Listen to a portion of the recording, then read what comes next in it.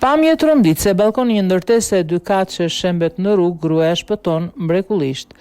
Pamje dramatike janë filmuar nga kamerat e sigurisë në qytetin e Lavrionit, ku një balkon i një ndërtese 2 kaqe u shem duke rënë në rrugë. Ngjarja shkaktoi panik, ndërsa një grua ka arritur të shpëtojë mrekullisht, pasi ishte duke kaluar aty në rrugë.